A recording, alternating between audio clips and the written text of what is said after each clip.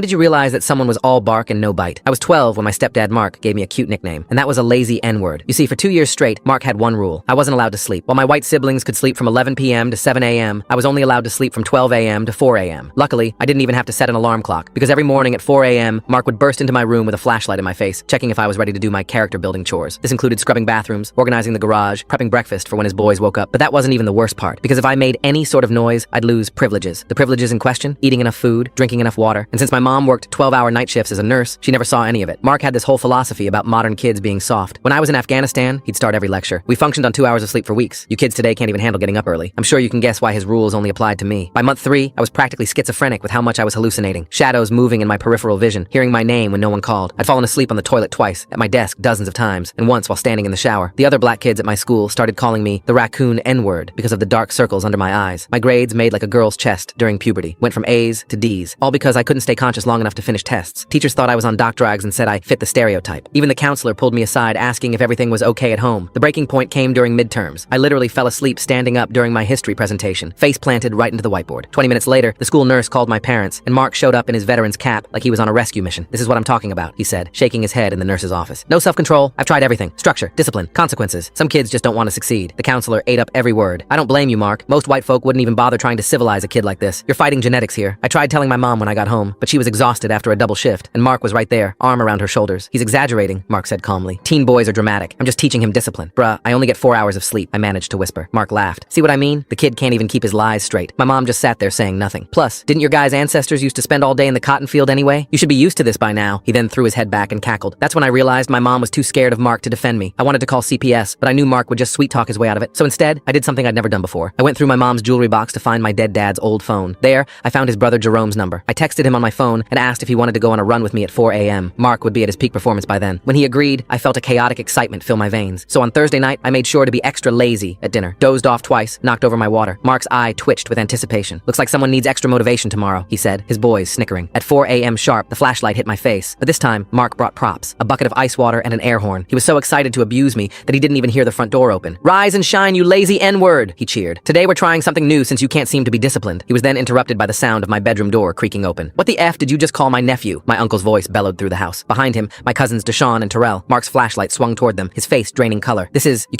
breaking and entering." "Nah," Jerome said, stepping inside. "My sister gave me a key years ago, for emergencies." "You don't understand," Mark stammered. "I'm teaching him discipline." "Bad move." Terrell, all 6 feet 4 inches of him, stepped between them. "Go on, touch my cousin again. I dare you." "Get out of my house!" Mark screamed. That's when my stepbrother Connor appeared in the hallway. "Actually, Dad," he said, holding up his phone, "I think you should see what Chase and I have been recording. We're done pretending we didn't know what you were doing to him. Full story on channel, link below."